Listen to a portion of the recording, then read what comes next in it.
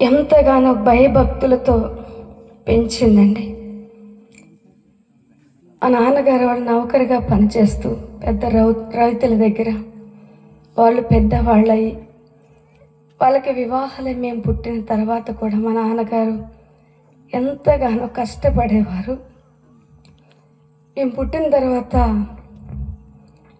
నేను స్కూల్కి వెళ్తున్న సమయంలో చిన్న వయసులో 1వ తరగతి ఉన్నప్పుడు స్కూల్లో ఒక అమ్మాయి జాంకాయలు తీసుకొచ్చిందండి.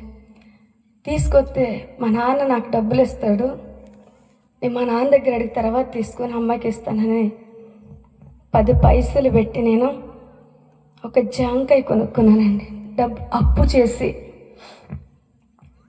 చేసి కొనుక్కున్నాను. తిన్నాను. ఇంటికి వచ్చిన తర్వాత మా నాన్నకి చెప్పి, నాన్న ఒక అక్కకి డబ్బులు ఇవ్వాలి, నేను జాంకాయ అప్పు తీసుకున్నా నాన్న, నాకు డబ్బులు ఏంటి. మా నాన్న నాకు చెప్పిన గొప్ప మాట ఏంటంటే, అమ్మ మనం పేదవాళ్ళం, మనం డబ్బులు ఎక్కడి నుంచి తెస్తాం, మన దగ్గర డబ్బులు ఉంటే కొనుక్కోవాలి, అప్పు చేసి మనం కొనుక్కొని ఎలాగ తీర్చగలమమ్మా, ఇంకెప్పుడు అప్పు చేయొద్దు, నీ దగ్గర ఉంటే కొనుక్కోలేకపోతే వద్దమ్మా అని మా నాన్న చెప్పిన మాట. నేను 1వ తరగతి 6వ సంవత్సరంలో మా నాన్న నాతో చెప్పిన మాట ఈనాటికి నాకు గుండెల్లో మెదులుతూ ఉంటుంది. మా నాన్న ఆ రోజు చెప్పి, మనం ఒకరికి చెప్పేవారిలాగా ఉండాలి, ఒకరి చెప్పించుకోకూడదమ్మా. మనం పని చేసిన ఏది చేసిన అప్పుడు ప్రార్థన విషయం తెలియదండి. మనం పని చేసిన ఒకళ్ళ చేత చెప్పించుకోకూడదు. మన పని, మన సాయి సొత్తులు మనం పని చేయాలి అని మా నాన్న చెప్పిన మాట నేను నా గుండెల్లో దాచుకుంటానండి.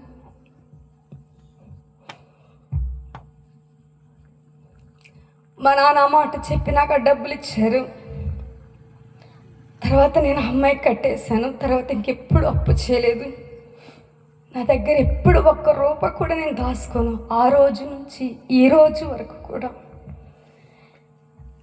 నేను 5వ తరగతి చదువుకున్నాను. తర్వాత కూలి పనులకి వెళ్ళిన తర్వాత వివాహం అయింది. తర్వాత భర్త గారి విషయంలో కూడా నాకేది కావాలన్నా మా అయ్యగారే తీసుకొచ్చి నాకు ఇస్తారు. నేను ఎప్పుడు నా ఇష్టానుసారంగా ₹1 కూడా నేను ఖర్చు పెట్టను. ఎందుకంటే నేను దాచుకోను, నా దగ్గర డబ్బులు ఉండవు. నేను ఎప్పుడు తన ఇష్టాన్ని నేను ఫాలో అవుతూ ఉంటాను. అలాగ జరుగుతూ ఉండగా దేవుని గురించి తెలుసుకోవాలని మాకు ఒక ఆలోచన ఉన్నప్పుడు మా ఆత్మీయ తండ్రి గారు వారు అప్పటికి సేవకి వెళ్ళలేదు. వాళ్ళు మేము కలిసి మామిడికాయ కోతలకి వెళ్ళేవాళ్ళం పనుల్లో. వాళ్ళు అప్పుడు విశ్వాస జీవితంలో ఉండి ప్రభు గురించి మాకు చెప్పారు. మేము చెప్పిన మాటని విని దేవుని యొక్క మందిరానికి వెళ్ళటం ప్రారంభించాం. 2023 సంవత్సరంలో మేము ప్రభు నమ్ముకున్నాం. 2003 సంవత్సరంలో మేము ప్రభు నమ్ముకున్నాం. ప్రభు నమ్ముకున్న తర్వాత మాకు పిల్లలు లేరు. 5వ సంవత్సరంలో ప్రభు నాతో మాట్లాడారు, నీకు ఇంకా 4 సంవత్సరాలకి బాబు పుడతాడు, తనకి యదిద్ది అని పేరు పెట్టు అని. ఇంకా 4 సంవత్సరాలు అంటే 2009 వచ్చింది. ఈ 4 సంవత్సరాలు మన ఆయుష్ ఎప్పుడు ముగుస్తుందో మనకు తెలియదు. మనం ఏనాడు చనిపోతాము, ఇంకా 4 సంవత్సరాలు మనం బ్రతికుండి మనకి పిల్లలు పుడతారా అని ఒక ఆలోచన. అయినా ప్రభు మాట ఇచ్చారు. మాట ఇచ్చిన దేవుడు నమ్మదగిన వాడు అని ఒక నమ్మకము, ఒక నిరీక్షణ నాకుండేది. అయ్యగారు 3 అన్నదమ్ములు, మా బావగారికి 2 బాబులు, మా మరిది గారికి 2 పాప బాబు. మాకంటే 2 సంవత్సరాలు వెనకమాల మ్యారేజ్ అయింది. వాళ్ళకి 2 బాబులు, 2 పిల్లలు. మా బావగారికి 2 పిల్లలు. అయితే అందరూ అంటున్నారు, ఈ అమ్మాయికి ఇంకా పిల్లలు పుట్టరు, వాళ్ళకంటే వెనకమాల మ్యారేజ్ అయిన వాళ్ళకి పిల్లలు పుట్టారు కదా, ఇంకా పిల్లలు పుట్టరు ఈమెకి ఎవరినైనా తెచ్చుకొని పెంచుకోమనండి అనే చెప్తూ ఉండి మా అత్తగారికి చెప్తూ ఉండేవాళ్ళు. మా అత్తగారు వచ్చి నన్ను అడుగుతూ ఉండేది. నేను ఒకేసారి ఒక మాట చెప్పా, అత్తయ్య ఇంకెప్పుడు నువ్వు నన్ను ఆ మాట అడగొద్దు, నా దేవుడు నాకు ఇస్తానని చెప్పారు. దేవుడు నాకు ఇచ్చిన బిడ్డలను నేను పెంచుతా, ఎవరి బిడ్డలో నేను తీసుకొచ్చి పెంచుకుంటా. రేపొద్దున వాళ్ళు నా బిడ్డలు ఎవరు, వాళ్ళ తల్లిదండ్రులు అనేది వాళ్ళకి తెలిసిపోయినప్పుడు వెళ్ళిపోతారు కదా. నేను అలాగ ఉండను అత్తయ్య, నేను ఇంకెప్పుడు ఆ మాట నువ్వు నాకు చెప్పొద్దు, నా దేవుడు నాకు మాట ఇచ్చారు, నెరవేరుస్తారు అని నేను ఒక మాట చెప్పి ఇంకెప్పుడు ఆమె నా దగ్గరికి వచ్చి ఆ విషయంలో మాట్లాడలేదు. ఆ చిన్నమామగారి విగ్రహారాధికులు వారనేవాళ్ళు, నువ్వు పొద్దున్నే లేచి రావి చెట్టు చుట్టూరు తిరుగు, ప్రదక్షిణం చేయి, దండం పెట్టుకుంటూ 3 సార్లు తిరుగు, రావి చెట్టు చుట్టూ తిరిగితే నీ పిల్లలు పుడతారు అని చెప్పేవారు. చెప్తూ ఉంటే నేను అన్న, మామయ్య నా దేవుడు గొప్పవాడి, సృష్టిని, భూమిని, ఆకాశాన్ని సృష్టించిన వారు, నా దేవుడు నాకు మాట ఇచ్చారు, ఇంకెప్పుడు అటు అనొద్దు, నేను విగ్రహారాధన దూరంగా పారిపోను ప్రభువు చెప్పారు. చెట్టును దేవుడు సృష్టించారు, కానీ చెట్టు పిల్లలనవ్వదు, ప్రభువు ఇస్తారు. నాకు కొడుకు పుడతాడు, నా కొడుకు నిన్ను ప్రార్థనకు రమ్మని అడుగుతాడు ఒక దినాన అన్నప్పుడు చూద్దాంలే అదెంత నిజం అని ఆయన అన్నారు. నేను ఒక నిరీక్షణ, ఇలాంటి నిందలు అవమానాలు అనేకమైన భరిస్తూ ఉన్న దినాలలో ప్రభు నాతో మాట్లాడి ఇలాగ 4 సంవత్సరాలు గడిచిపోయిందనమాట. ఇంకా అనేకమైన మందులు వాడమని అది చెప్పేవారు. కానీ నేను, నా దేవుడు నాకు మాట ఇచ్చారు, నేను మందులు కూడా వాడను అని అనుకొని ఒక నిరీక్షణ కలిగి ప్రార్థన చేసుకునేవాళ్ళం. మా ఆత్మీయ తల్లిదండ్రులు కూడా ప్రార్థన మా కోసం చేసేవారు.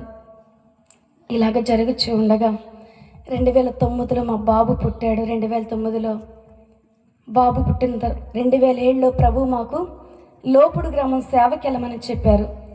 నేను అనుకున్నాను, ప్రభు మాట వినటం మంచిది, వినాలి, కానీ సేవకులుగాను మీరు ఆ ఊరు వచ్చారు, మీ పిల్లలు లేరు కదా, మీరు ఎవరి కోసం ప్రార్థన చేస్తారని నిందలేసేవారు ఉంటారయ్యా, నాకు బిడ్డలు పుట్టిన తర్వాత నేను వెళ్తా సేవకన్నాను అనే నిరీక్షణతో ప్రార్థన చేస్తున్నప్పుడు ప్రభు మాట ఇచ్చిన దేవుడు చెప్పిన రీతిగా 2009లో బాబు పుట్టాడు.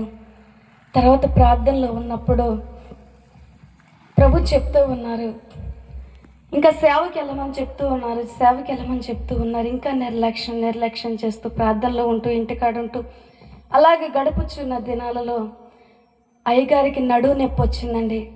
నడువు నొప్పి వచ్చి కూర్చున్న మనిషిని ఇక్కడ నుంచి 4 అడుగుల దూరం నడిపించడానికి 2 మనుషులు ఒక పక్కన చెరువు పక్కన పట్టుకుంటే తప్ప నడిచేవారు కాదు.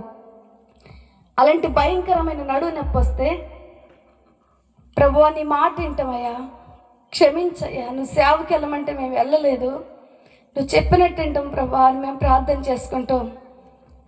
ప్రార్థనలో ఉంటాం. మా ఆత్మీయ తండ్రి గారి దగ్గర ఎక్కువ సమయం, సంవత్సరంలో 2 నెలలు ఇంటికాడుంటే 10 నెలలు ఆత్మీయ తండ్రి గారి తల్లిదండ్రులతో కలిసి మేము ఉండేవాళ్ళం. వాళ్ళు మేము ఒక ఇంటి కుటుంబంలాగా మేము బ్రతికామండి. చిన్న తేడా కూడా మా మధ్యలో జరగలేదు. వాళ్ళు మమ్మల్ని ఎంతగానో ప్రేమగా చూసేవారు, మేము వాళ్ళని ప్రేమగా చూసేవారు. ఇలాగ జరుగుతున్న దినాలలో పాప పుట్టింది. ఇంకా ప్రభు సేవకి వెళ్ళమని చెప్పారు. చెప్పిన తర్వాత ఈ లోపుడు గ్రామం వచ్చామండి. వచ్చిన తర్వాత మాకు ఉండటానికి ఇల్లు లేదు. మేము రంగారావు గారి ఇంట్లో ఒక 2 నెలలు ఉన్నాం. తర్వాత వసంతరావు గారి ఇంట్లో, కనుమూరయ్య గారి ద్వారాగా వసంతరావు గారి ఇంట్లో 2 సంవత్సరాలు ఉన్నాం. తర్వాత అయ్యగారికి యాక్సిడెంట్ అయింది. యాక్సిడెంట్ అయినప్పుడు 1 సంవత్సరం పాటు మళ్ళీ ఆత్మీయ తండ్రి గారి దగ్గరే ఉన్నాం. మరలా ఈ ఊరు వచ్చిన తర్వాత ఇక్కడ స్థలం తీసుకున్నాం. ప్రభువా ఈ స్థలం అమ్మేసి ఊళ్ళో కట్టుకోవాలి, మందరం అక్కడ స్థలం తీసుకుందాం అనుకున్నప్పుడు ప్రభు ఆ రాత్రి మాట్లాడి, కాలనీలోనే చర్చి కట్టండి, అక్కడ అనేక ఆత్మలు రక్షింపబడాలి అని ప్రభు చెప్పారు. చెప్పిన తర్వాత దేవుని యొక్క మాట ప్రకారం ఇక్కడ ఉన్నటువంటి స్థలాన్ని బేరం పెట్టి, మేము మరలా బేరం వద్దండి, మేము ఇక్కడే చర్చి కట్టుకుంటామని ప్రభు మా జీవితంలో చేసిన మేళ్ళకై ఏమిచ్చి రుణం తీసుకోలేమండి. అయ్యగారికి యాక్సిడెంట్ అయినప్పుడు ఇంకా అనేకమైన సంఘటనలు మా జీవితంలో జరిగినాయి. అయితే ఇంకా మందిరం కట్టడానికి స్టార్ట్ చేసిన ఇక్కడ డొక్క పుల్లయ్య గారు ఉన్నారు. వారి ఇంట్లో ఉంటూ మందిరం పనులు చేసుకున్నాం. మందిరం ప్రతిష్ఠ విషయంలో కూడా చాలా ఇబ్బందులు ఎదుగులు మేము పడ్డాము. తర్వాత 2023లో మందిరం ప్రతిష్ఠ జరిగింది. ఈ సువార్త కూటములు ఎందుకు అంటే, ఈ గ్రామం గురించి ప్రార్థన చేస్తూ ఉన్నప్పుడు, ప్రభువా ఎందుకు అనేకులు నీ సన్నిధికి రాలేకపోతున్నారు, నేను ఎరగట్లేదు ఎందుకు ప్రభువా అని ఒకానొక దినమున కన్నీటితో ప్రార్థన చేస్తూ ఉంటే, ఒక అగాధమైన లోయలో ఈ గ్రామం కూరుకుపోయిందండి. నేను ఒక గట్టు మీద ఉన్నాను. ఒక అగాధమైన లోయలో ఈ గ్రామంలో ఉన్న ప్రజలు, గ్రామం మొత్తం ఒక అగాధమైన లోయలో ఉంటే, నేను ఆ గట్టు మీద ఉండి చెయ్యి అందిస్తూ ఉన్నప్పుడు ఒక్కొక్కరు పైకి ఎక్కి వస్తున్నట్లుగా ప్రభువు నాకు చూపించారు. దేవునికి మహిమ కలుగునుగాక. దేవుడు ఇచ్చినటువంటి దర్శనాన్ని మేము పట్టుకుని ప్రార్థన చేస్తూ ఉండగా, ఆ దినాలలో ఆ దర్శనం వచ్చినప్పుడు పెద్దగా ఎవరు మందిరానికి వచ్చేవారు కాదు. మేము మాత్రమే చేసుకునేవాళ్ళం. తక్కువ అనమాట. ఒక 2, 3, 4, 5 అలా వచ్చేవాళ్ళు అంతే. ప్రభువు ఆ దర్శనం ఇచ్చిన తర్వాత అనేక బిడ్డలను ప్రభు తన సన్నిధికి నడిపించుకుంటున్నారు. ఇప్పుడు మా పరిస్థితి ఎలాంటిది అంటే, ఒకానొక దినమున ఒక జాంకాయ కొనుక్కుంటానికి మాకు డబ్బులు లేవు.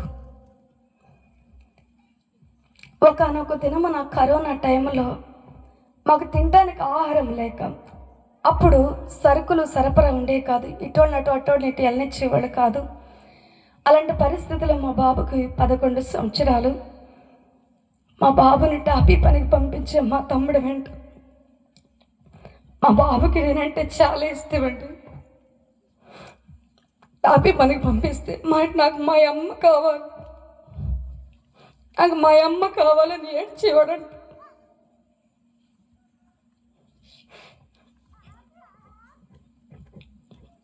మా తమ్ముడు ఫోన్ చేసి, అక్క పుట్టాడు పనే పెట్టుకోండి అక్క అంటే,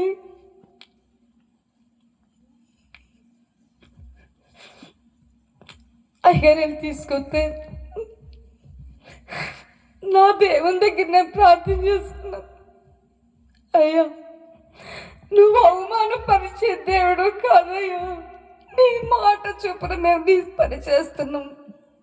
మేము కష్టపడి బ్రతికేవాళ్ళం. అయ్యగారు వ్యవసాయం చేసేవారు. ఒక సంవత్సరం పంట పండితే ఒక గది నిండా గింజల బస్తాలే ఉండేవి. అంత వ్యవసాయం బాగా చేసేవారు. మేము కుంటోళ్ళం కాదు, మా పని చేతగా కాదు, నీ మాట చొప్పున మేము నీ సన్నిధికి వచ్చామయ్యా, ఈ గ్రామానికి వచ్చాం. నువ్వు నాకు ఇచ్చిన కుమారుడు 10 సంవత్సరాల వయసులో టాపీ పనికి వెళ్ళటం అంటే మాటలు కాదండి.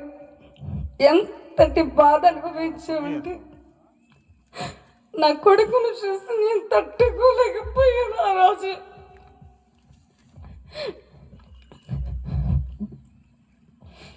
అలా జరుగుతుండగా ఇంటికి తీసుకొచ్చా బాబునాయ్ గారు. మా పరిస్థితి ఆ రోజున అలాగుంది. ఈ రోజున ప్రభు అనేక బిడ్డల్ని తన సన్నిధికి నడిపిస్తున్నారు. గత 5 సంవత్సరాలుగా ప్రభు ఈ సువార్త కూటాలు జరిగిస్తూ ఉన్నారు. అనేకమైన దైవజనులు మన గ్రామానికి వస్తూ ఉన్నారు. గడిచిన సంవత్సరంలో మనకి గ్రామానికి దైవజనులు వచ్చినప్పుడు మొన్నటి వరకు మన రోడ్లు గుంతల రోడ్లు, చాలా గుంతలు ఉండేవి. వర్షం వస్తే బురద. అయితే వేములపల్లి నాన్నగారు అమ్మగారు వచ్చారు. సురేష్ నాన్నగారు అమ్మగారు వచ్చినప్పుడు, అమ్మ రోడ్లు సిమెంట్ రోడ్లు కావాలని ప్రార్థన చేయండి అన్నారు. నాన్నగారు చెప్పారు కానీ నేను చేయలేదు. మళ్ళీ ఈ మధ్యలో ఒకసారి అమ్మగారు నాన్నగారు కలిసి వచ్చారు. అమ్మగారు వచ్చి అన్నారు, అమ్మ సిమెంట్ రోడ్లు పడాలని ప్రార్థన చేయండి, మీరు సిమెంట్ రోడ్లు పడతాయి అమ్మ అన్నారు. అంతకుముందు మన ఊర్లో ఏమనేవాళ్ళు అంటే, సిమెంట్ రోడ్లు బిల్లులు అయిపోయినాయి, ఈ రోడ్లకి సిమెంట్ రోడ్లు రావు అనేది చెప్పేవారు. ఇక అదే మన మనసులో ఉంది ప్రతి ఒక్కరికి, నాకు మనందరికీ ఉండేది అదే మాట, ఈ రోడ్లు బిల్లులు అయిపోయినాయి అని. కానీ ఆ రోజు అమ్మగారు చెప్పిన మాట ఎందుకు నా హృదయంలో నాటుకుంది. ఆ రోజు నాన్నగారు చెప్పారు, నేను వినలేదు. మరలా అదే మాట అమ్మగారి చేత ప్రభు నన్ను హెచ్చరించారు. నేనెంత దౌర్భాగ్యురాల్ని, ప్రార్థన చేసే అర్హత నాకు లేదు అని ప్రభు దగ్గర క్షమాపణ అడిగి మరలా ప్రార్థన చేయటం మొదలుపెట్టిన. ప్రభు మరలా ఈ సువార్త కూటంలో వచ్చేసరికి మన రోడ్లో సిమెంట్ రోడ్ వేశారు. దేవునికి మహిమ కలుగునగాక. దేవుడు తన దాసులు నోట పలికించినటువంటి శక్తివంతమైన మాట అది ఎలాంటిదంటే, దేవుని యొక్క దాసులు నిలవబడి మాట్లాడే ప్రతి ఒక్క మాట ప్రతి ఒక్క గుండెల్లో గుచ్చుకోవాలి. విని వెళ్ళిపోవటం కాదండి, ఆ మాట నా హృదయంలో గుచ్చుకుంది. కాబట్టి వాళ్ళు మామూలుగా చెప్పారు, అమ్మ ప్రార్థన చేయని ఒక్క మాట చెప్పారు. ఆ మాట నా హృదయ లోతుల్లోకి వెళ్ళిపోయింది. నేను ప్రార్థన చేయలేనా? మన రోడ్డు మంచిగా ఉండాలి, అనేక దైవజనులు మన గ్రామానికి వస్తున్నారు, మనం ప్రార్థన చేయలేమా, మనం ఉన్నది ఎందుకు అని ఒక ఆలోచన నాలోకి వచ్చింది. నేను ప్రార్థన చేయటం మొదలెసిన, ప్రభు దేవునికి మహిమకరంగా అసలు ఈ రోడ్లకి సిమెంట్ రోడ్లే పడవు, ఇక ఇలాగే ఉండాలి అని ఏ ప్రభుత్వం అధికారంలో ఉన్నప్పటికీ కూడా అనుకునేవాళ్ళు. కానీ దేవుడు అధికారుల మనసును మార్చారు. చిన్న ప్రార్థన ద్వారా మనం ప్రార్థన చేసి మర్చిపోతాం, కానీ మనము చేసినటువంటి ప్రార్థన దేవుడు తన రాజ్యంలో ముద్ర వేస్తారు.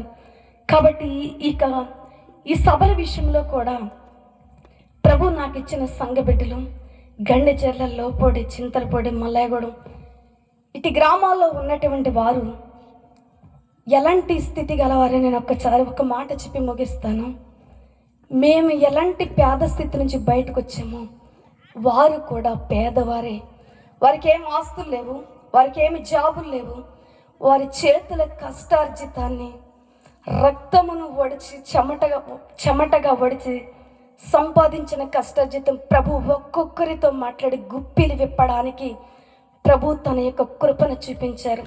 ఈ సభను పెట్టడానికి, ఇంత ఖర్చు చేయడానికి గల కారణం ప్రభు నాకు ఇచ్చిన సంఘ బిడ్డలు, మా గ్రామంలో ఉన్న ప్రతి ఒక్క బిడ్డ తను ఎంతటి కఠిన హృదయాలనైనా కరిగించగలిగినటువంటి దేవుడు ప్రతి ఒక్క హృదయాన్ని కదిలించి వారు గుప్పిళ్ళు విప్పడానికి ప్రభు సహాయం చేశారు. వారు ఎంత కష్టజీవులంటే, ఇప్పుడు ఎండాకాలం ఎలాంటి ఎండండి, మొక్కజొన్న పొట్లకి వెళ్ళడానికి వెళ్ళేవారు, వరి కోతలు కోసేవారు, పచ్చిమిరపకాయ కోతలకు వెళ్ళేవారు, టాపీ పనులకి వెళ్ళేవారు, ఇంకా డ్రైవింగ్ చేయడానికి వెళ్ళేవారు. ఎవరి సామర్థ్యత చొప్పున వారు గుప్పిలి విప్పడానికి ప్రభు తన యొక్క ఉచితమైన కృప ప్రతి ఒక్కరి హృదయాన్ని తాకింది. ఈ సభలు ఇంత ఘనంగా జరగడానికి గల కారణం, దీని వెనక ఉన్నటువంటి బలమైన కారణం ఒక్క మాట చెప్తానండి, సంఘ బిడ్డల ప్రార్థన. గ్రామంలో ఈ సువార్త సభలు జరగాలని ఎంతో ఆసక్తి కలిగి ప్రార్థన చేశారు. అలాగే దేవుడు మమ్మల్ని ఏర్పరచుకున్న నా భర్త నేను చేసినటువంటి ప్రార్థన, మాకు ఇచ్చిన ప్రభు సంఘ బిడ్డలు చేసినటువంటి ప్రార్థన, అలాగే జూమ్ కాల్లో మేము సురేష్ నాన్నగారు మేము జూమ్ కాల్ ఒక 150 మంది ఉంటారండి జూమ్ కాల్లో. వీళ్ళంతా కలిసి ప్రతి దినము ఉదయము 6 గంటల నుండి 6:15 నుండి 7:15 వరకు జూమ్ కాల్ జరుగుతుందండి. ఆ జూమ్ కాల్లో ప్రతి ఒక్క దైవ సేవకులు విశ్వాసులు చేసే ప్రార్థన 3 గంటలకు జరుగుతుంది. ఉదయం 6:15 నుండి 8 గంటల వరకు, మధ్యాహ్నం 3 గంటల నుంచి 4 గంటల వరకు జూమ్ కాల్లో కూడా ప్రార్థన జరుగుతుంటుంది. దేశాలలో, రాష్ట్రాలలో, పట్టణాలలో, పల్లెల్లో, గ్రామాలలో కూడా ఈ యొక్క లోపుడు గ్రామము గురించి జూమ్ కాల్లో ప్రార్థన జరుగుతుంది. దుబాయ్ ప్రాంతం నుంచి, ఇస్రాయేల్ దేశం నుంచి, మధ్యప్రదేశ్ నుంచి, ఖమ్మం జిల్లా నుంచి, వేమలపల్లి నుంచి ఇంకా అనేక బిడ్డలు జూమ్ కాల్లో యాడ్ అయిన ప్రతి ఒక్క బిడ్డ ఏకీభవించి చేస్తున్నటువంటి శక్తివంతమైన ప్రార్థన ఈ సువార్త కూటములకు వెనకమాల ఉండి నడిపిస్తూ ఉన్నది. దేవునికి మహిమ కలుగును గాక. దేవుడిటి గొప్ప కార్యాన్ని మన మధ్యలో జరిగిస్తూ వచ్చారు. ఈ సభలు జయకరంగా 3 దినాలు ఎంతగానో ఘనంగా గొప్పగా ప్రభు జరిగిస్తూ వచ్చారు.